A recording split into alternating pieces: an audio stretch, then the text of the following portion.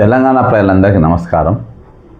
మరి ఎల్లుండి మనం ఏదైతే కార్యక్రమం తలపెట్టినామో మాస్ లెటర్స్ అనేది సుప్రీంకోర్టు చీఫ్ జస్టిస్ గారికి, రిజిస్ట్రార్ సుప్రీంకోర్టు గారికి మరియు రాష్ట్రపతి గారికి ఈరోజు కమిట్ అయిన ఏవైతే ఎక్స్పెండిచర్ ఉందో ఆ కమిట్ అయిన దాన్ని ఈరోజు భంగం చేసింది తెలంగాణ ప్రభుత్వం. ఈరోజు మరి వాళ్ళకు పరిపాలన పైన పట్టు ఉందా, పరిపాలన మీద పట్టు లేదా అనేది జనానికి అంతా అర్థమైపోయింది. ఈరోజు మనం అనేకమైన కార్యక్రమాలు చేపట్టాం. ఏ కార్యక్రమానికి కూడా అక్కడ మిశ్రమ స్పందన కానీ ప్రభుత్వంకి వెళ్ళి గట్టి స్పందన అనేది ఎక్కర్లేదు. ఈరోజు తాజాగా మనం చూస్తూ ఉన్నాం, జస్ట్ ఒక సోమిరెడ్డి అని మరి ఎక్సైజ్ డిపార్ట్మెంట్ సూపరింటెండెంట్గా పనిచేసినటువంటి మరి నిజామాబాద్ అధికారి, మరి ఆయన బండబూతులు ఐఏఎస్ వాళ్ళ కమిషనర్ తిడితే, అంటే బండబూతులు అంటే ఆ స్థాయిలో అట్లా ఒక 4-5 మాటలు దొర్లిన్నర రాసుకెళ్ళని, పనికి మాలిన వెధవ అని అట్లా మాటి యూజ్లెస్ ఫెలో అని ఈ విధంగా అనేకమైన పదాలు దొర్లినా ఆయన ప్రశ్నిద్దామంటే సాటి ఉద్యోగులు కానీ సంఘాలు కానీ ఎవరికి ముందు రాని పరిస్థితి. అక్కడికక్కడే ఆయన ఎవరు ముందుకు రానప్పుడు అక్కడికక్కడే కూలిపోయి హాస్పిటల్ అడ్మిట్ అయిన పరిస్థితి. ఆయన నాకు ఈ నౌకరు వద్దని చెప్పి బాజాప్తా స్టేట్మెంట్ రిలీజ్ చేసిండు, మనం అందరం చూసినాం. ఇయాటి వరకు దానిపైన సంఘాలకు వెళ్ళి ఒక ధర్నా కానీ, దాని మీద ఒక కార్యక్రమం కానీ, లేకుంటే ఆ సంబంధించిన కమిషనర్ క్షమాపణ చెప్పాలని కానీ ఎక్కడ కూడా లేదు. ఈరోజు వీళ్ళు ఇదంతా వదిలేసి ఇప్పుడు కొత్త దుకాణం పెట్టిండ్రు. భద్రాచలం 5 గ్రామాలను విలీనం చేసే ఉద్యమం చేపట్టిండ్రు జేఏసీ. ఈరోజు చేయాల్సిన వాళ్ళకి పని లేనట్టుగా, అంటే ఈ అంశం పైన జేఏసీ మాట్లాడలే. అంటే జేఏసీ మరి ఈ ఎక్సైజ్ డిపార్ట్మెంట్ అందులో భాగమో లేదో, అందులో ఉందో లేదో తెలియదు. కానీ ఒక తెలంగాణ ప్రభుత్వ ఉద్యోగి, ఒక డిప్యూటీ కమిషనర్గా పనిచేసినటువంటి వ్యక్తి ఈరోజు ఆయనను అవమానిస్తే మరి తెలంగాణ జేఏసీ ఉద్యోగుల జేఏసీ స్పందించాలన్నా వద్దా? మానవత్వంతోనైనా సరే, మాకు సంబంధం లేదు, మానవత్వంతో స్పందించాలన్నా వద్దా? నెంబర్ 1. వీళ్ళు ఒక మహా మీటింగ్ అని పెట్టుకున్నారు. రీసెంట్గా మనం చూసినాం, జేఏసీ మీటింగ్ ఎక్స్టెండెడ్ మీటింగ్ అని పెట్టుకుంటూ అందులో కొన్ని తీర్మానాలు చేసిండ్రు, అవన్నీ మాట్లాడారు. ఆ తీర్మానాల్లో ఎక్కడ కూడా మనం చూసినాం మరి ఏది భద్రాచలము 5 గ్రామాల విలీనం పైన ఎక్కడ కూడా అందులో ఏం తీర్మానం చేయలే. మరి అధ్యక్షులు కానీ జేఏసీ కానీ ఎట్లా పోయి దానిపైన మాట్లాడతారు? ఆడ కావాల్సినటువంటి నాయకత్వం ఉన్నది, మాట్లాడే నాయకులు ఉన్నారు. అంటే నువ్వు చేయాల్సిన పనికి తప్పించకపోతావు. అంటే ప్రభుత్వం చెప్పి నువ్వు ఆ పని మీద ఉండిపో, ఆ పని చేయిపో అని చెప్పింది ఆయనకు, ఏలూరు శ్రీనివాస్కు. ఎవడు చెప్పిండు? ఆడ ఆడ రాజకీయ నాయకులు ఉన్నారు, ఉద్యమ కార్యాచరణ ఉన్నది, ఆడ మంత్రులు ఉన్నారు, ఎంపీలు ఉన్నారు. ఇవాళ రేణుకా చౌదరి గారు కూడా పోయి అక్కడ మాట్లాడినారు. ఈరోజు అక్కడ వాళ్ళు ఉన్నారు, వాళ్ళు చూసుకొని నీకేం పని? ఇలా నీకు కావాల్సినంత పని ఉంది. ఈరోజు ప్రభుత్వం నీకు కావాల్సినంత పని పెట్టింది. మునుపెన్నడూ లేనంత పని ఈరోజు తెలంగాణ వచ్చిన తర్వాత ఈరోజు తెలంగాణ ఉద్యోగుల పరిస్థితి ప్రశ్నార్థకంగా మారిపోయింది. ఉద్యోగులే కాదు, నిరుద్యోగుల పరిస్థితి కూడా ఆ విధంగా ఉంది. ఈరోజు అనేకమైన సమస్యలతోని వాళ్ళు కొట్టుమిట్టి ఆడుతూ ఉంటారు. వాళ్ళను కూడా ఈరోజు మీరు అవుట్సోర్సింగ్ వాళ్ళని కూడా మీ దాంట్లో ఎంప్లాయీస్ యూనియన్ కూడా మీ దాంట్లో విలీనం కలుపుకుందామని చూసాను మీ జేఏసీలో. కానీ మీ పంతనం చూసి, మీ పోరాట పతిమ చూసి వాళ్ళు మీతో మాకు వద్దు బాబోయ్ అని చెప్పి 2 చేతులైతే దండం పెట్టి వాళ్ళు సొంతంగా వాళ్ళు బ్రహ్మాండంగా వాళ్ళ కార్యాచరణ వాళ్ళు నడిపిస్తూ ఉంటారు. ఈరోజు మీ పరిస్థితి ఏంది? మీ ఉద్యమాలేంది? 5 గ్రామాల విలీనం అని ఇక్కడ అన్నీ సాధించినట్టు ఇప్పుడు నువ్వు దేనికైతే నాయకునిగా ఉన్నావో అన్నీ సాధన అయిన తర్వాత నువ్వు వేరే మాట్లాడితే బాగుంటుంది. నీకు గతే లేపాయా?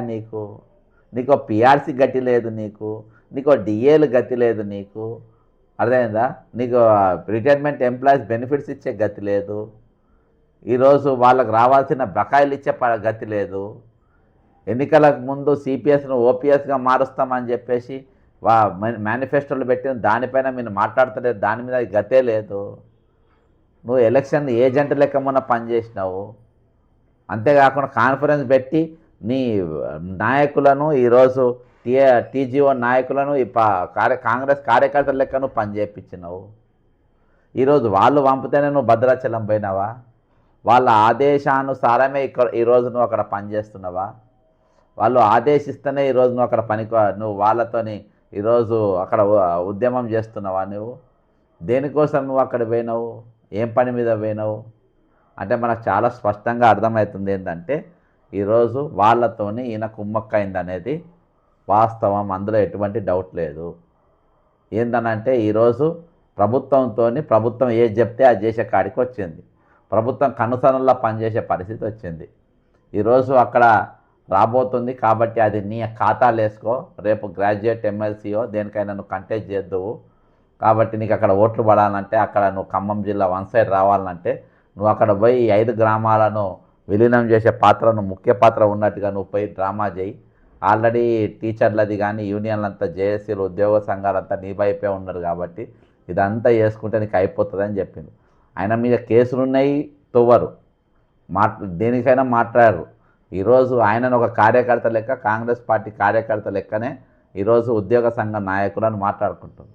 అంటే ఈరోజు ఉద్యోగులు ఎదుర్కొన్న సమస్య పైన మాట్లాడారు, ఈరోజు రిటైర్డ్ ఉద్యోగులు ఎదుర్కొన్న సమస్యల పైన మాట్లాడారు. ఈరోజు అన్నిటికంటే పైన దాదాపు 25,000 ఖాళీలు, రిటైర్డ్ అయిన ఖాళీలు ప్రభుత్వం నింపాలి. అవి లేకుండా ఆ పని భారం అంతా ఈరోజు ప్రభుత్వ ఉద్యోగుల మీద, అవుట్సోర్సింగ్ ఉద్యోగుల పైన ఎక్కువ పడ్డది. ఈరోజు ఆ పనంతా వాళ్ళు చేస్తున్నటువంటి పరిస్థితి. ఈ పనికెళ్ళి ప్రభుత్వం తప్పించుకున్నది. అంటే ఇంత దారుణమైన విషయం చూడిగా ఇక ఈయన వదిలేసిపోయి ఇప్పుడు భద్రాచలం ఉద్యమం చేస్తుండు. భద్రాచలంలో 5 గ్రామాలు కూడా తెలంగాణ కలపాలనే ఉద్యమాల మంత్రులు వాళ్ళందరూ కాకుండా ఈ మునగాడు బయలుదేరిండు. ఈ మచ్చలపైలో బయలుదేరి ఆడ ఉద్యమం చేస్తారంట. దానికి ఈరోజు నడుస్తుంది. ఇటువంటి వాడు మీటింగ్ పెడితే పోయేటోళ్ళకైనా ఉండాలి, పిలిచేటోళ్ళకి ఎట్లన్నా లేదు, పోయేటోళ్ళకైనా అసలు మీటింగ్ అటెండ్ అయ్యేటోళ్ళకు ఉండాలి. అదే వాళ్ళతో ఈరోజు దుకాణాలు అవి ఎంప్లాయీస్కి వెళ్ళి పైసలు వసూలు చేయాలి, సందాలు వసూలు చేయాలి, మంచిగా ఎంజాయ్ చేయాలి, క్యాబినెట్ పైరవీలు చేసుకోవాలి, మంచిగా సుక్కునుగా ఉండాలి, భూములు కొనుక్కోవాలి, జాగాలు కొనుక్కోవాలి, ఇల్లు కట్టుకోవాలి, మంచిగా ఆస్తులు సంపాదించుకోవాలి. ఎవడు ఏడ చచ్చిపోయినా పర్వాలేదు, ఎవరిని బతికి ఏమైనా పర్వాలేదు, ఎంతమంది చచ్చిపోయినా పర్వాలేదు. ఇలా ఎంతమంది చచ్చిపోతే ఎన్ని ఇళ్ళు పరామర్శించారు ఈ మునగాళ్ళు? ఎంతమందికి ఈరోజు భరోసా ఇచ్చిన మేము మీతో ఉన్నామని? ఒక్కరు కూడా భరోసా అయ్యేలే, ఒక్కరితో నిలవాలే. వీళ్ళు అంత దౌర్భాగ్యమైన పరిస్థితుల్లో వాళ్ళు ఈరోజు ఉన్నారు. కాబట్టి గత్యంతరలేని పరిస్థితులలో ఈరోజు మన ఉద్యమం మనమే చేసుకోవాలి. రిటైర్డ్ ఉద్యోగులకు నేను చెప్తున్న మాట ఇదివరకు కూడా చెప్పిన, మీరు ఎవ్వరికి ₹1 కూడా చందా ఇవ్వకండి. మీరు ఎవ్వరికి ₹1 మీకు చందా ఇచ్చే అవసరం లేదు. మీ ఉద్యమం మీరే చేసుకుంటున్నప్పుడు అవేవో మీకే ఛార్జీలో రానిపోయిన వీళ్ళు పీకేది ఏం లేదు. ఫోటో దిగుతారు, గ్రూపులలో పెడతారు, ఏం చేయరు. వీళ్ళు ఏం చేయరు, వీళ్ళతో ఏం కాదు కూడా. వచ్చే రోజుల్లో అది మన ఉద్యమం మనం చేయాలి.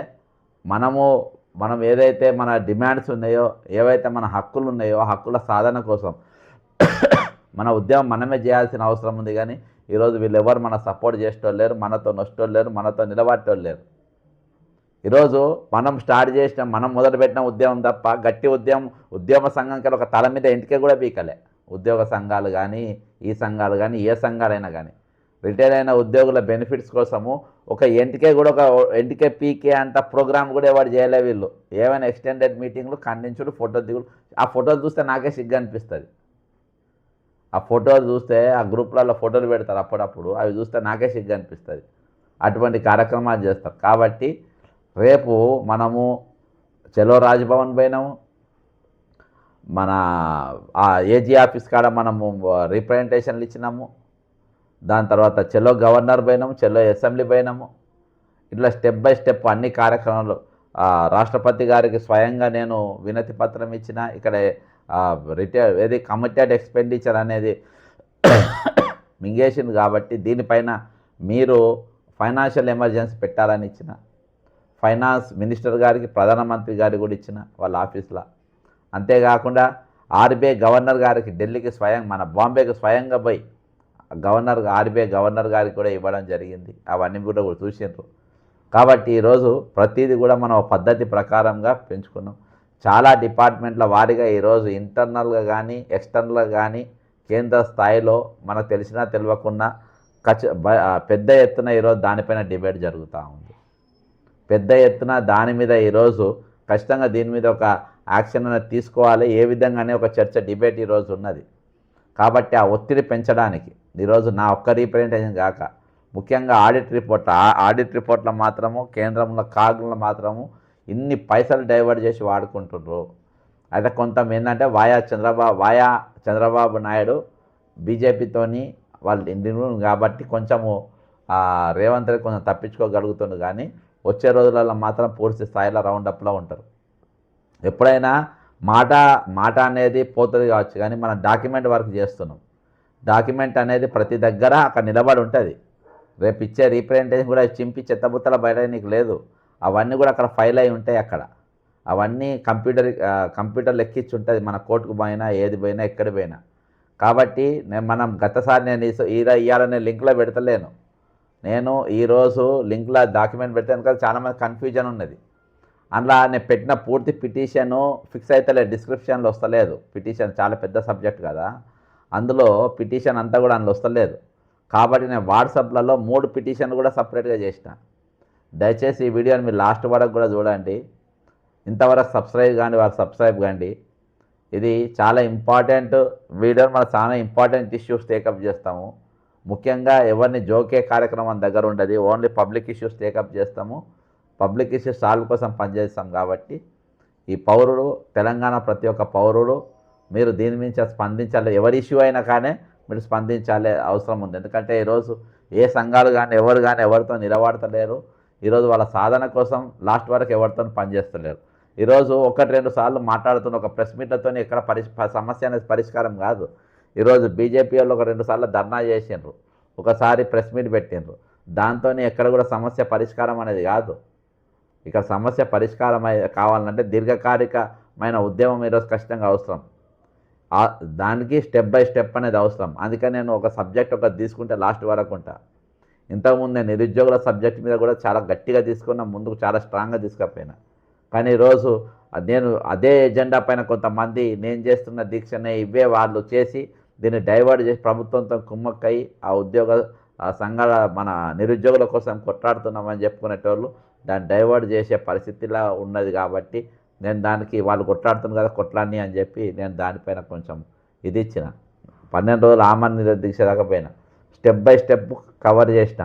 చాలా గట్టిగా మూమెంట్ వచ్చే పరిస్థితులలో వాడు ఉన్నాడు, దీక్షలను దిగుతాడు. ఆయన చేసిన ఆమరణ దీక్షలు ఎవరు చేయడు, దిగుతాడు, చేస్తాడు, డైవర్ట్ చేస్తాడు, మళ్ళీ కనబడుకుంటూ పోతాడు. మళ్ళీ ఎత్తడిగా సబ్జెక్టు మళ్ళీ కవిత దగ్గర చేరుతాడు, ఆడ చేరుతాడు. 2016 పేపర్ లీక్ అయిందే ఆ దొరసాయంతో. మళ్ళీ అక్కడికి పోయి కనబడతాడు, ఆడపోయి నిలబడతాడు, ఇక్కడ పోయి తేలుతాడు. కాబట్టి వాళ్ళకు అసంటోళ్ళు చేయబట్టి నేను దానికి వాళ్ళు కొట్లాడుతుండ్రు కదా. ఇంకా చాలామంది అసోసియేషన్లు కూడా తయారైనాయి, నిరుద్యోగుల అసోసియేషన్లు చాలామంది వచ్చిన బయటికి వాళ్ళు కొట్లాడుతున్నారు కదా. కానీ ఇక్కడ రిటైర్ అయిన ఉద్యోగుల తరఫున మాట్లాడడానికి మాత్రం ఎవ్వరు లేరు. కాబట్టి నేను మాట్లాడుతాను. ఇందాక నిన్న నైట్ చేసిన దాంట్లో లైవ్లో మన బ్రదర్ ఒక గురుకుల గురించి కూడా ఒక ఫార్మాట్ తయారు చేయమని చెప్పారు. దాని గురించి కూడా కొట్లాడదామని చెప్పి ఖచ్చితంగా ప్రతి ఇష్యూ కూడా ప్రతి సబ్జెక్ట్ కూడా నేను తీసుకుంటా. అది బలంగా కొట్లాడదాం. ముఖ్యంగా గెస్ట్ లెక్చరర్ల ఇష్యూ కూడా చాలా దారుణంగా ఉన్నది. గురుకుల వాళ్ళ మెరిట్ ప్రాబ్లం కూడా చాలా పెద్దగా ఉన్నది. ఈరోజు అకాడమిక్ ఇయర్ మళ్ళీ రాబోతుంది. ఇప్పుడు యాన్యువల్ ఎగ్జామ్స్ అవుతున్నాయి. ఇది అయిపోగానే ఇప్పుడు దాదాపు 7,500 మంది టీచర్లు రిటైర్డ్ అయ్యారు. ఆ 7,500 మంది టీచర్లు లేకుండా ఇప్పుడు ఇన్ని రోజులు స్కూళ్ళు నడిచినాయి.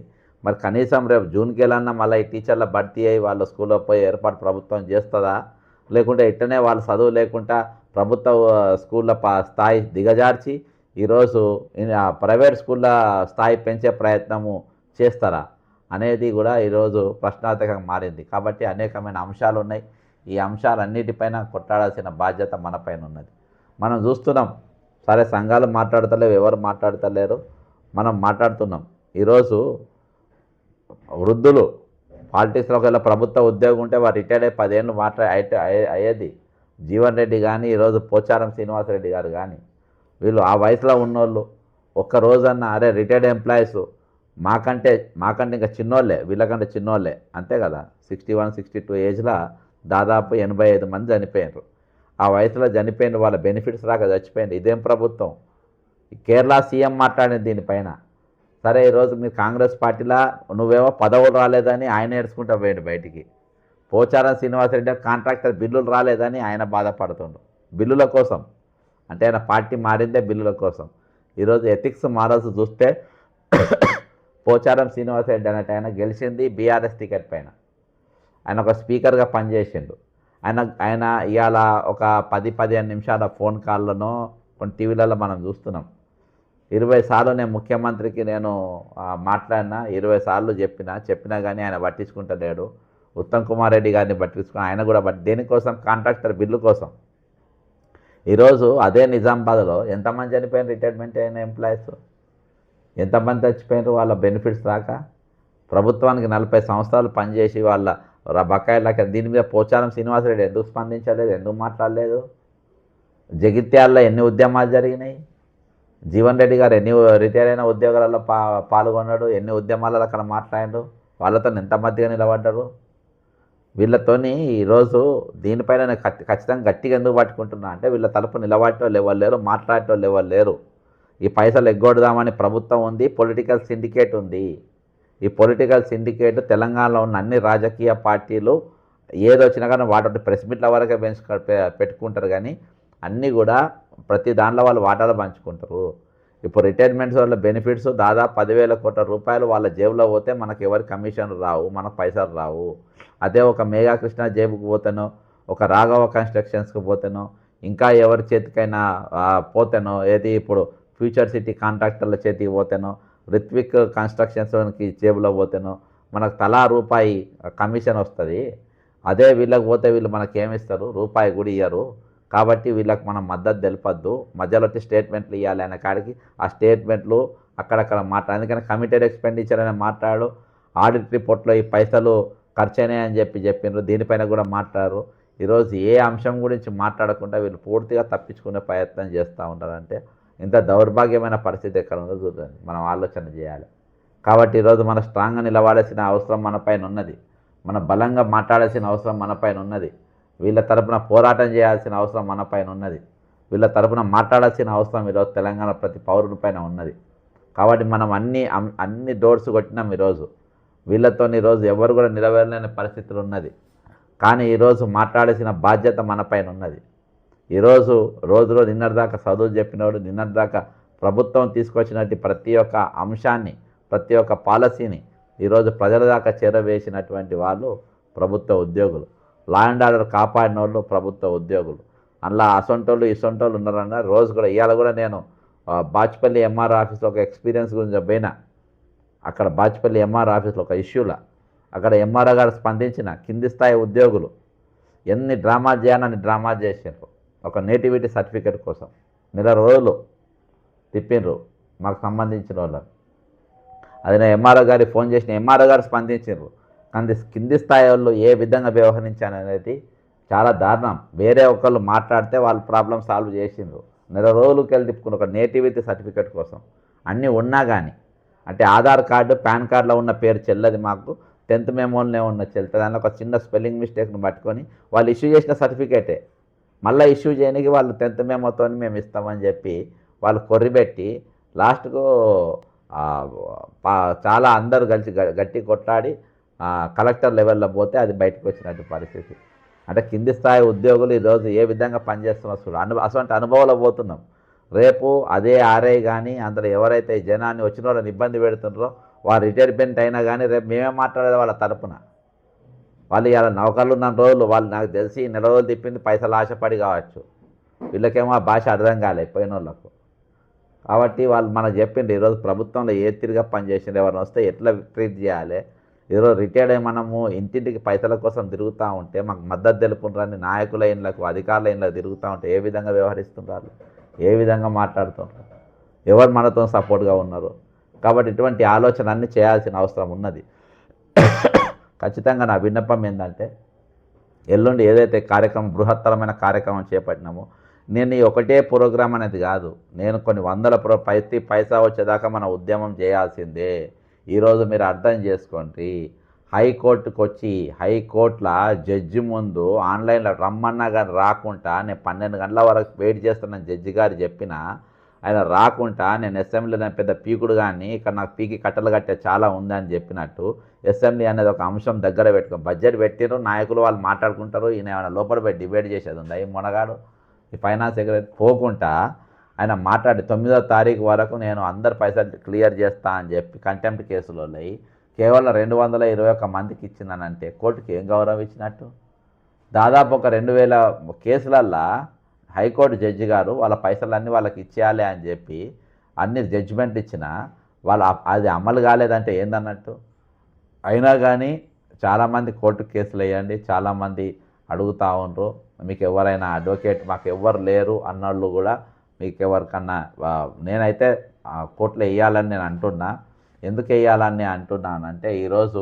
అందులో ఒకటి ఉండని అందులో ఒక్కని అయ్యో రేపటి దినాన కోర్టుకి వెళ్ళి వచ్చింది మొన్న మనం చూసినాం కదా ఆ కంటెంప్ట్ కేసులు అందరికి వస్తున్నాయని నాకు 100 ఫోన్లు వచ్చినాయి వాళ్ళందరికీ వస్తున్నాయి అంటే వాళ్ళందరికీ వస్తే కోర్టులో కేసు చేస్తేనే వచ్చినాయి అంటాను కాబట్టి దాంతో మనకు పెద్ద అయ్యేది లేదు పోయేది లేదు మనం అందులో కేసులు వేస్తే బెటరు మీకు దగ్గర పరిచయం ఉండి తెలిసిన వాళ్ళ అడ్వకేట్ ఉంటే మీరు వేసుకోండి ఒకవేళ లేకుంటే మీరు నన్ను సంప్రదించండి మనకు ఎవరైతే ఇంట్లో గైడ్ చేస్తుంటో ఆ అడ్వకేట్తోని మనం మాట్లాడదాము అది కూడా నేను హెల్ప్ చేయడానికి ప్రయత్నం చేస్తాను మీకు కాబట్టి అది అందరు కలిసి ఒక దగ్గర మాట్లాడుకొని మనం అది కూడా పిటిషన్ వేసి అంటే అన్ని దిక్కులకి వెళ్ళి ఈరోజు మన హక్కులు మనం సాధించుకోవాలంటే ఒక దిక్కుకెళ్ళి వస్తే కాదు ఈరోజు ప్రభుత్వంకి వెళ్ళి ఒక పథకం మహారాష్ట్ర ప్రభుత్వం బ్రహ్మాండమైన ఇచ్చింది మీరు ఆ పథకాలు ఆపి ముందు వాళ్ళ పైసలు ఇవ్వమని చెప్పింది అది వాళ్ళకే కాదు ఇది అందరికీ కూడా వర్తిస్తుంది ప్రతి ఒక్కరికి ఇది వర్తిస్తుంది ఈరోజు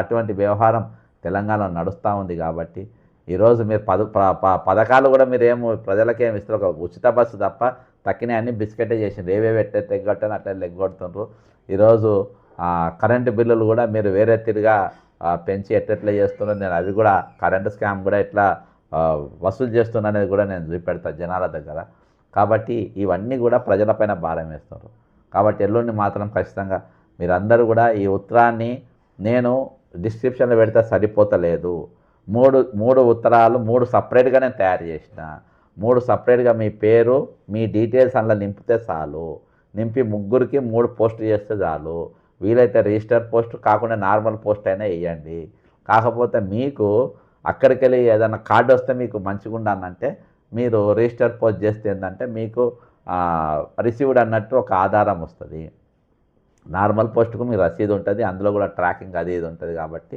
మనం చూసుకోవచ్చు ఏదేమైనా కానీ ఆ రోజు మీరు పోస్ట్ ఆఫీస్కు అందరు ఇంకోటి ఆధార్ కార్డు జిరాక్స్ కంపల్సరీ పెట్టాలి ఆధార్ కార్డు జిరాక్స్ కంపల్సరీ మీరు అందులో పెట్టాలి దానికి ఎంక్లోజ్ చేయాలి ఆధార్ కార్డు నంబర్ రాయాలని చెప్పినాము ఆధార్ కార్డు ఒక జిరాక్స్ కూడా పెట్టాలి కంపల్సరీ పెడితే ఏంటంటే అది కోర్టుకున్న మ్యాండేటరీ ఇది దాదాపు మనం సుప్రీంకోర్టులో ఒక కేసు ఫైల్ చేస్తున్నట్టే ఒకవేళ ఆయన దయదలిచి మన పెట్టుబడి పెడితే ఒక కార్యక్రమం ఒక ఆందోళన కార్యక్రమం ఇది మీ బకాయిల సాధన కోసం జరుగుతున్న ఒక ఆందోళన కార్యక్రమం అని అనుకుందాం ఇది ఆ ఆందోళన కార్యక్రమంలో ఒక్కొక్క పోస్ట్ ఆఫీస్ కాడ 20-30 మంది గుమికూడి మీరు అందరూ ఒక వీడియో మాట్లాడి అక్కడ మీ దగ్గర ఉన్న ఒక ప్లే కార్డు వీలైతే తయారు చేసుకోండి పెన్తోనైనా రాసుకొని స్కెచ్తో రాసుకొని పట్టుకొని మా బకాయిలు మాకు చెల్లించండి అని ఒకటి పెట్టి ఒకవేళ బ్లాక్ టీ షర్ట్ ఉంటే దాని మీద రాసుకొని మీరు పోస్ట్ ఆఫీస్ కాడ నిలబడి అక్కడ లైన్లో నిలబడి వీడియో చేసి పొద్దుగాల 10 గంటలకి వెళ్ళి అందరూ 16వ తారీఖు రోజు మీరు వేయాల్సిన అవసరం లేదు 15వ తారీఖు వేసింది 1 లెక్క కాబట్టి సాధ్యమైనంత మంది ఇంట్లోకి వెళ్ళి బయటికి ఆల్రెడీ ఇవాళ నాకు 1000 మంది మెసేజ్లు పంపుతుండ్రు దయచేసి మాకు ప్రొఫార్మా పంపమని నేను పంపిన వాళ్ళు తీసుకున్న వాళ్ళు కూడా మీరు అందరికీ పంపుకుంటూ ఉండండి మీకు 100 రూపాయలలోపే ఖర్చు అవుతుంది 3 ఉత్తరాలు వేసినా 100 రూపాయలలోపే ఖర్చు అవుతుంది కాబట్టి మీరు ఇది ఒక పెద్ద ఉద్యమంగా ఒక మహాయజ్ఞంగా మనం ఈ కార్యక్రమాన్ని చేయాల్సిన అవసరం ఉంది ప్రతి ఒక్కరిపైన భుజస్కంధాలపైన ఇది ఉన్నది ప్రతి ఒక్కరు కూడా ఇది చేయాల్సిన అవసరం ఉంది మరి వీళ్లకు ఎవరైతే ఈ ప్రింటౌట్లు తీసుకోలేరో వాళ్ళ కుటుంబ సభ్యులు అలా చదువుకున్న వాళ్ళు కూడా మీరు సపోర్ట్ చేయాలని చెప్పి నేను విజ్ఞప్తి చేస్తున్నా దయచేసి రిటైర్డ్ అయిన వారి కుటుంబస్తులు కూడా బక్కజెట్స్ అండ్ ఫ్యాక్ట్స్ ప్రశ్నించే గొంతుక ఏదైతే దగా పడ్డ వారి తరపున ప్రశ్నించే వాయిస్ ఇది ఖచ్చితంగా మీరు కూడా సబ్స్క్రైబ్ కావాలని చెప్పి కోరుకుంటున్నా తెలంగాణలో ఎటువంటి సమస్యలు ఉన్నా మనం ఇది చేస్తాం కాబట్టి మీ ఎంక్లోజర్స్ మీరు ఒకటి ఫామ్ బరాబర్ నింపాలి కింద మీరు ఏవేవే డీటెయిల్స్ కింద పెడుతుంటారో ఆ డీటెయిల్స్ వెనుక ఎన్క్లోజర్స్ కొన్ని కాపీలు అటాచ్మెంట్స్ ఉండేటట్టుగా మీరు చూసుకోండి. మీరు ఎప్పుడు రిటైర్డ్ అయినారు ఏంటిది అన్నీ కూడా మీరు పెట్టండి. సిపిఎస్కి వెళ్ళి ఓపీఎస్కు ఇచ్చిన దానిపైన కూడా మీరు సపరేట్గా ఒక పారాగ్రాఫ్ అందులో మీరు యాడ్ చేస్తే చేయండి. మాకు పెన్షన్ లేదు, మాకు ఇస్తామని చెప్పింది ఇవ్వలేదు, మోసం జరిగిందని ఒక లైన్ ఏమైనా యాడ్ చేసుకుంటే యాడ్ చేసుకోండి, ఏం ప్రాబ్లం లేదు. కాబట్టి మీరు మొత్తానికైతే నేను పంపింది 100% పర్ఫెక్ట్ డాక్యుమెంటు. ఆ డాక్యుమెంట్ మీరు దాదాపు రేపు కూడా షేర్ చేసుకోండి. రేపు సాయంత్రం వరకు, రేపు హాలిడేస్ ఉన్నాయి కానీ షాప్స్ అయితే ఓపెన్ ఉంటాయి కాబట్టి మీ ప్రింటౌట్లు తీసుకోండి. ఒక్కొక్కరు 2 సెట్ చేసుకోండి. ఒకటి ఆఫీస్ కాపీగా మీ దగ్గర పెట్టుకోండి, ఒక కాపీ వాళ్ళకి పంపండి. ఖచ్చితంగా దీంతోనే మనకు అవుతుందని లేదు, కాకపోతే దీంతో ఒక ప్రెషర్ అయితే బిల్డప్ అవుతుంది. అయ్యే అవకాశాలు కూడా చాలా గట్టిగా ఉన్నాయి. ఎందుకంటే ఆల్రెడీ నేను కావాల్సినంత డాక్యుమెంటేషన్ వాళ్ళకి ఇచ్చిన, కావాల్సినంత డాక్యుమెంటేషన్ వాళ్ళ దగ్గర పెట్టినా కాబట్టి ఖచ్చితంగా యాక్షన్ ఉంటుందని నేను అనుకుంటున్నా. ఖచ్చితంగా నేను దీనిపైన యాక్షన్ ఉంటుందని నేను అనుకుంటున్నా. దయచేసి ఇంతవరకు ఛానల్ సబ్స్క్రైబ్ కండి, దీన్ని షేర్ చేయండి, కామెంట్ చేయండి. ఎల్లుండి దీన్ని మాత్రం సక్సెస్ చేద్దాం. తిరిగి రేపు మళ్ళొక లైవ్లో మనం కలిసే ప్రయత్నం చేద్దాం.